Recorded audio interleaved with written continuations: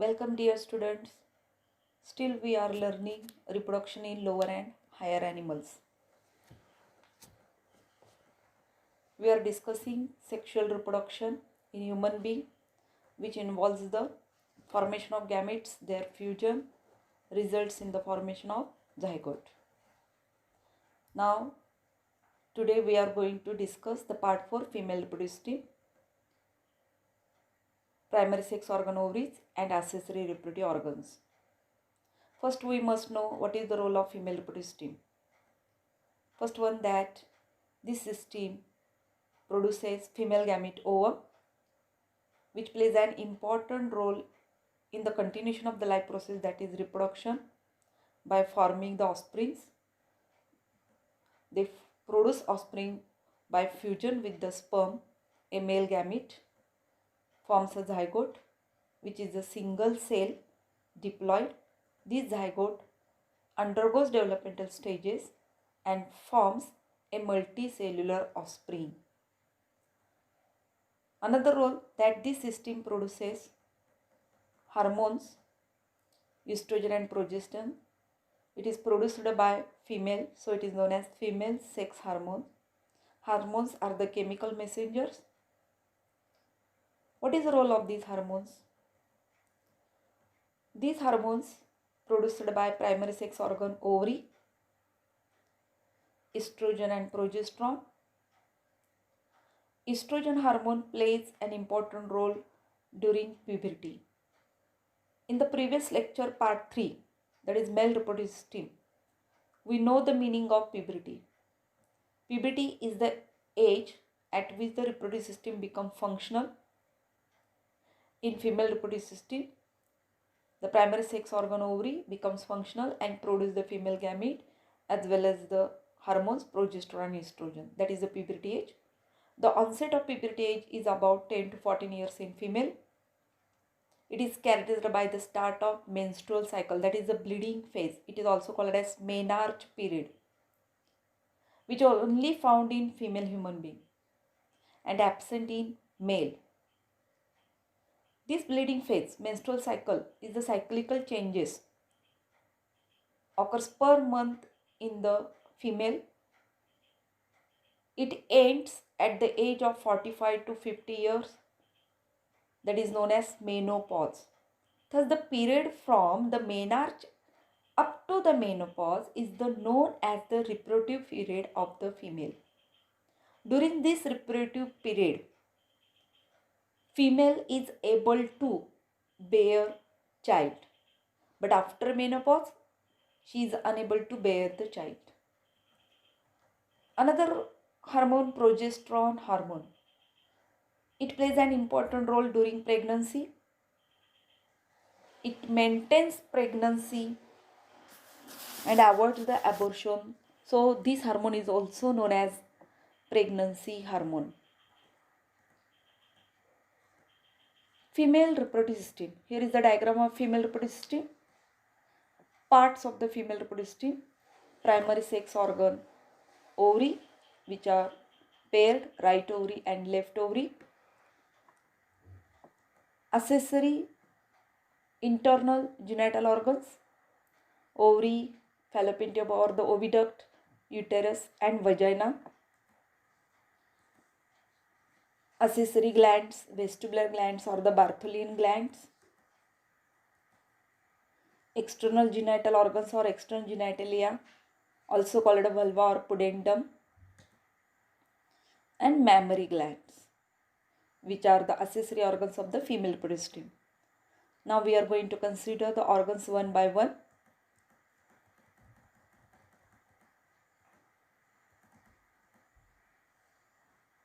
Here we are going to discuss the normal size of the reproductive organs. It is essential to study the normal size of these organs because if any change in their size indicates the disorder development or the abnormal function of these organs. L indicates the length and B indicates the breadth. Ovary is 3 cm in length, 1.5 cm in breadth and 1 cm in thick. Oviduct is 10 to 12 centimeter long, uterus 7.5 or sometimes 8 centimeter in length, 5 centimeter in breadth and 2.5 centimeter in thick, vagina 7 to 9 centimeter in length. Ovary, these are paired primary sex organs, right ovary and left ovary. Ovary is a solid, oval or almond shaped organ. Where these ovaries are located? They are located in the abdominal cavity. In abdomen, they are situated in the lateral upper part of the pelvic cavity near to the kidneys. Pelvic cavity, the name indicates that in this cavity, in the middle region, pelvic girdle is present. How ovary is suspended in the position in the abdominal cavity? Which parts give support to the ovary? That is answer, ligaments. Ovary is held in position by the ligaments. What are the ligaments? Ligaments are nothing but the connective tissue fibers. These ligaments are broad ligament and ovarian ligament. See the diagram. Ovary suspended in position by the broad ligament. Broad ligament is formed by a fold of peritoneum. It holds the ovary, oviduct and uterus. See in the diagram. It holds the ovary, oviduct and uterus. Another ligament, ovarian ligament, it is also known as utero-ovarian ligament because this ovary is attached to the uterus. One more ligament, suspensory ligament. Ovary get attached to the body wall by this ligament. Next part, oviduct. It is also called as fallopian tube or uterine tubes. This is the diagram of reproductive system. Where oviduct is present, this oviduct lies horizontally over the peritoneal cavity. What is the peritoneal cavity? It is the space or the cavity present between parietal peritoneum and visceral peritoneum. What is parietal peritoneum? It is the peritoneum which covers the body wall, and visceral peritoneum, it is the peritoneum which covers the visceral organs.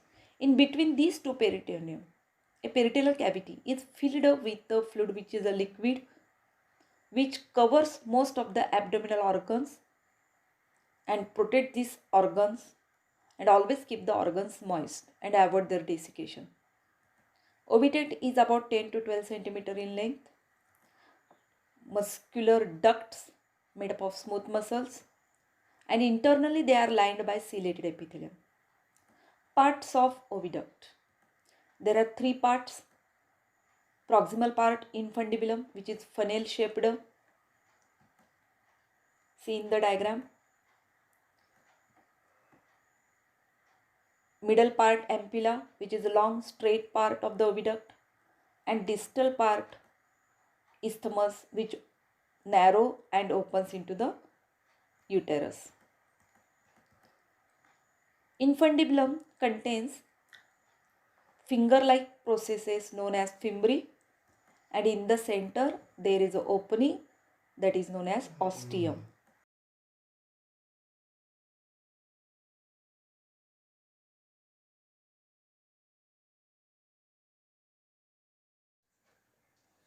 Now come to the point, uterus. It is a single hollow muscular pear shaped organ. Muscular, that is made up of smooth muscles. Where this uterus is located? It is located above and behind the urinary bladder. Parts of uterus. Uterus contains three parts. Upper, dome shaped fundus. Middle, a broad part, body, and the lowermost part, which is the narrow part, cervix, It is about 2.5 centimeter in length.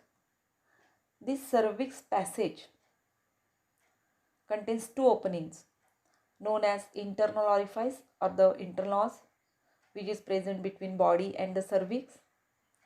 Another opening, external orifice or the external os, which is present between cervix and the vagina. Fundus, it is the dome-shaped part of the uterus and it is the site for the implantation of the embryo. Embryo further develops into the fetus. What is implantation? Implantation, that is the fetus attached to the inner wall, that is endometrium of the uterus. Uterus not only acts as a site for the implantation but also for the site of menstruation. During menstruation, its inner wall endometrium get rupture and bleeding starts, that is menstrual blood flow. When fertilization takes place, it helps in implantation. When there is no fertilization, it acts as a site for the menstruation.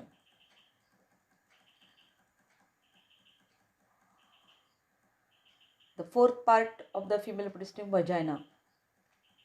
It is tubular copulatory organ. The organ which plays an important role in copulation, known as copulatory organ. Vagina, during sexual mate, receives semen containing the sperms. Where this vagina is located? It is located between the cervix and the vestibule. Vestibule is the part of the external genital organ. It is the medial depression present outside the abdomen.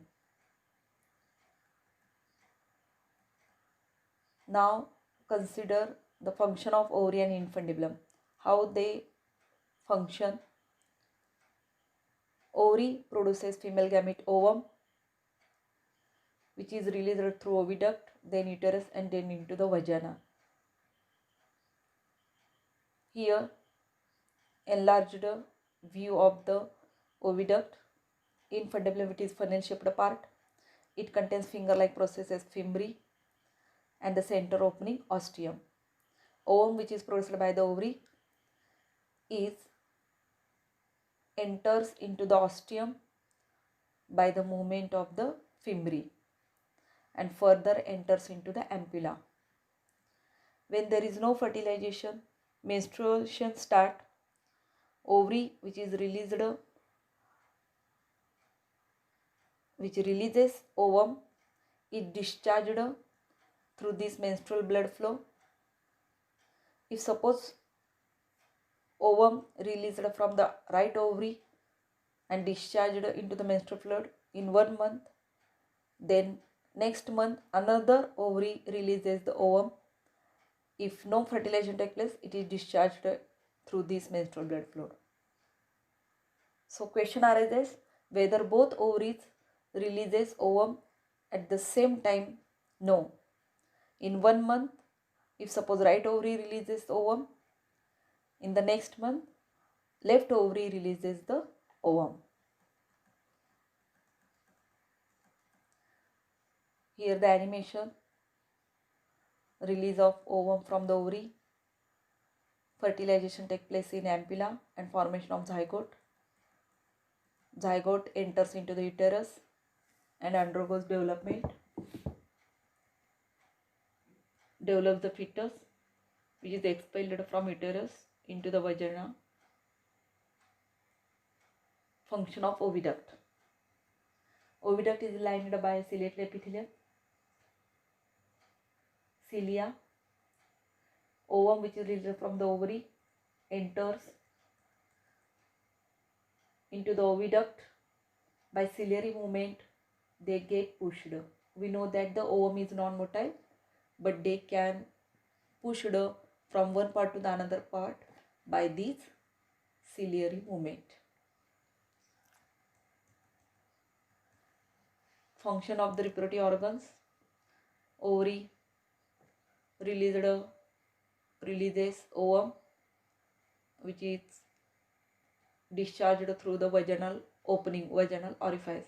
When there is no fertilization, they passes through the menstrual blood flow.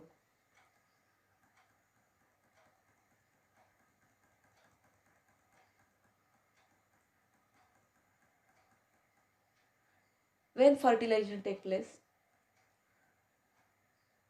sperm when fuses with the ovum, ampulla acts as a site for the fertilization. Zygote is formed here. Zygote reaches to the uterus and develop into the fetus, which is expelled outside through the vagina.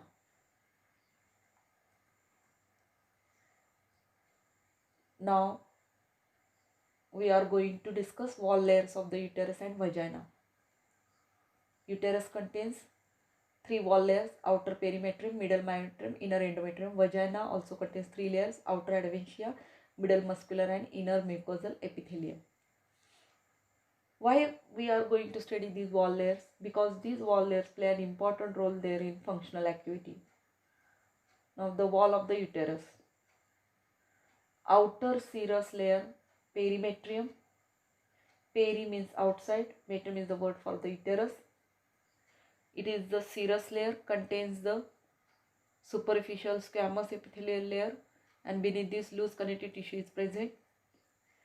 Middle thick muscular layer made up of smooth muscles, myometrium.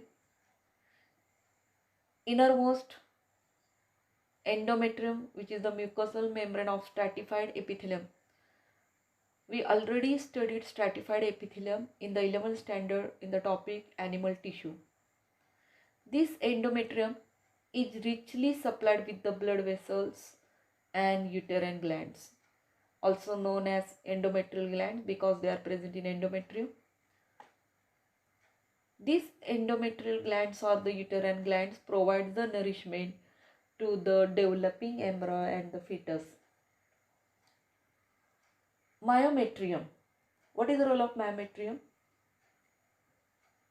The smooth muscles undergoes contraction during completion of the gestation period, that is pregnancy period. These muscles undergoes the contraction, causes the labor pains, due to which the baby or the fetus get expelled outside through the vaginal opening. That is known as parturition.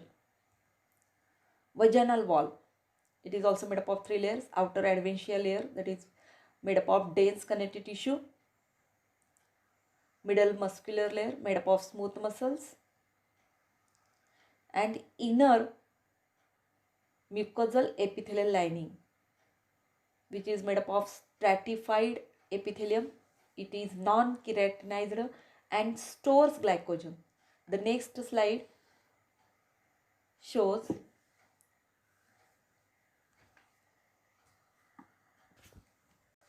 vaginal wall. Inner mucosal epithelium, which is stratified and non-keratinized and stores glycogen. Keratin is the protein. Here it is non-keratinized. We are going to consider innermost layer, which is made up of stratified epithelium. In 11th standard, we studied about the stratified epithelium. It is a compound epithelium which is made up of many layers of epithelial cells. Here the diagram of the stratified epithelium. Enlarged diagram here. These are the many layers of epithelial cells. What is the purpose of to store the glycogen? Glycogen is the carbohydrate. It is the made up of many glucose molecules. The purpose to store the glycogen is that bacteria of the vagina ferment this glycogen and forms the lactic acid. So vaginal surface becomes slightly acidic. Then what is the role of this acidic environment in the vagina? When any other microorganisms enter through this vagina, they get killed by this acidic environment. But when sperm enters into the vagina, they do not get killed because of the prostaglandin. We already studied in part 3 the function of prostaglandin. prostaglandin, which is present in the seminal fluid. It neutralizes the acidity in the vagina and helps in the faster movement of the sperm. In the next lecture, we are going to study the remaining parts of the female reproductive system, that is extragenital organs and accessory sex glands, mammary glands. Best luck to all you students.